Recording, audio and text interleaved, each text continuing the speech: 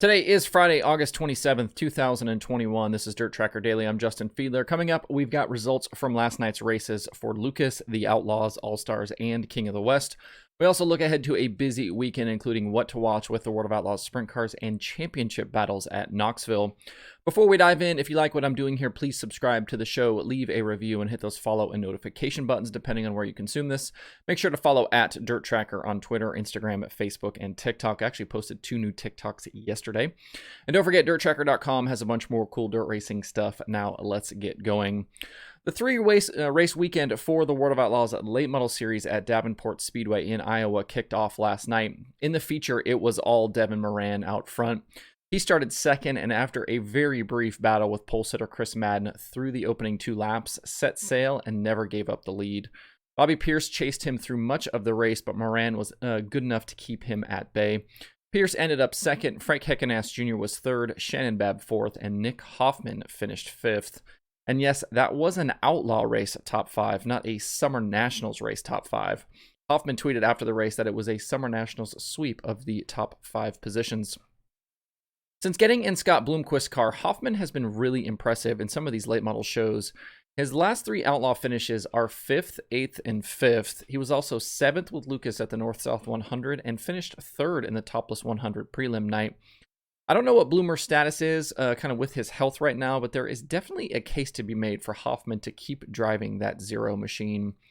For Moran, it was his 3rd outlaw win of the season, and that goes along with wins with both Lucas and the Summer Nationals. His other 2 outlaw wins were at Volusia during Dirt Car Nationals and on the dirt at Bristol. Unfortunately for Chris Madden, after sitting on the pole and leading that early lap, he faded to 10th at the end and gave up even more ground to Brandon Shepard, who finished 7th. With 2 nights at Davenport still to go, the points lead for Bishop is now 164. We are down to 11 race nights left, so 164 points is 82 positions. That means on average, Madden has to beat Sheppy by nearly 7.5 positions a night.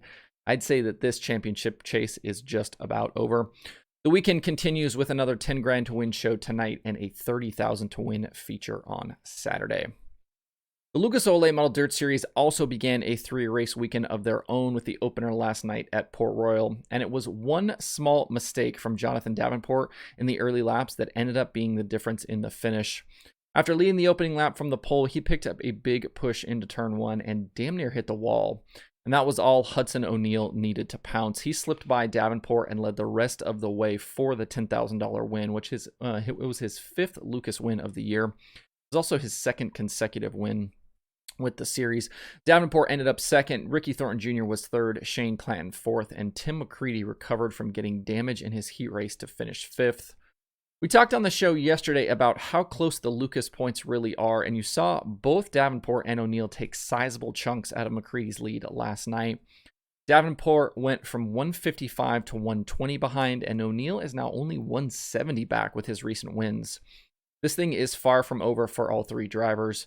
As McCready said afterwards to Speed Sports' Kyle McFadden, he's definitely not winning in 2021 like he did in 2020, but he has been much more consistent. His average finish is 0.8 of a position better, and his finish is finishing up front more often, with his top 5 percentage right now sitting at 62.5%. He leads all drivers in top 5s and top 10s on the season. The fight continues tonight with a 15,000 to win race and then culminates on Saturday with the 30,000 to win weekend finale. Last night was supposed to be the first of 2 prelim nights for the SmackDown at Kokomo, but the night was lost to rain. So now the USAC Sprint Car competitors will run the Friday night show as scheduled and then run a doubleheader on Saturday. They'll kick things off Saturday with hot laps at 3 p.m., run the full Thursday night program, take a 90-minute break, and then start into Saturday's regularly scheduled SmackDown finale.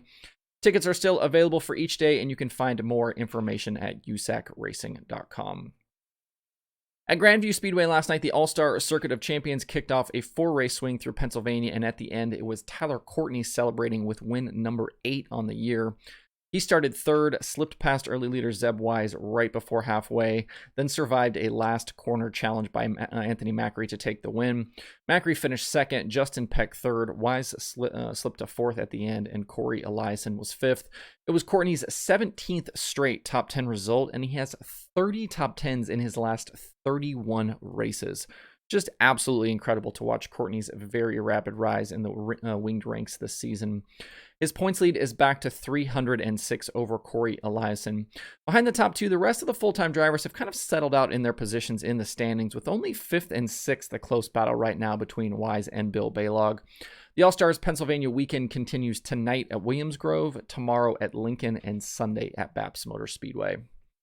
In other winged sprint car action last night, the NARC King of the West series started their own 4-race weekend with a stop at Merced Speedway. As rumored, Justin Sanders was in attendance driving the Works Limited 57 machine with Paul Silva crew chiefing. This car isn't the same exact one that Paul Silva owns that Kyle Larson normally drives, but you wouldn't know it by taking a look at it. It's still all white with the same 57 numbers on the wing and tail tank. Larson has driven this car in the past, as has Rico Abreu recently. But as sprint car drivers across the country have come to realize, when a white 57 shows up, it's going to be tough to beat. And that was true last night as well. After battling for much of the feature with Dominic Scelzi, Sanders took control late and with rubber down held off Scelzi to take the win. Colby Copeland finished 3rd, Tim Kading 4th, and Shane Golobic was 5th. Unfortunately for several leaders, the 78 of Mark Barroso was a complete weapon last night as a lap car. I think at various points through the race, he'd made contact with just about every car in the top 5. One of those cars who was affected was DJ Neto, who was in a tight points battle with Scelzi, but finished 10th and gave up quite a bit of ground. The King of the West cars continue a busy weekend tonight at Ocean before traveling to Stockton on Saturday and Petaluma on Sunday. For more details, visit narc410.com. The World of Outlaws Sprint Car Series continues tonight at I-80 Speedway and Sunday at Black Hills Speedway. These two races are the last in the Midwest before the Outlaws head to the West Coast for that traditional fall swing. The series hasn't been at Black Hills since 2019 when Carson Macedo was victorious over Shane Stewart and David Gravel. They did go to I-80 in 2020, almost exactly 1 year ago. Brad Sweet was the winner that night over Macedo and Logan Schuchart. Sweet will be hoping for more of that tonight as he looks to extend his points lead over Gravel and Macedo and edge closer to his 3rd straight Outlaw Championship. Even with his good runs lately, though, Brad Sweet hasn't been the hottest driver. That honor belongs to Donnie Schatz. Schatz has 13 straight top 10 finishes, and his average finish over the last 5 races and last 10 races are both series bests at 2.8 and 4.3 respectively. It could certainly be a factor this weekend at both tracks. I-80 should draw a nice field of cars, but expect Sunday at Black Hills to be pretty light. There aren't a ton of sprint cars out that direction, and in 2019, that race only drew 18 total cars. For event details on the weekend, visit worldofoutlaws.com. And one local track to keep an eye on this weekend is Knoxville. Their Saturday night program is the regular season finale for their weekly sprint car divisions. Tyler Gronendijk is in line to clinch the Pro Sprint Championship. All he has to do is basically show up to the racetrack. But the 360 and 410 divisions are in question. Ryan Giles leads the 360s, but both Clint Garner and Jamie Ball have a mathematical chance at the championship.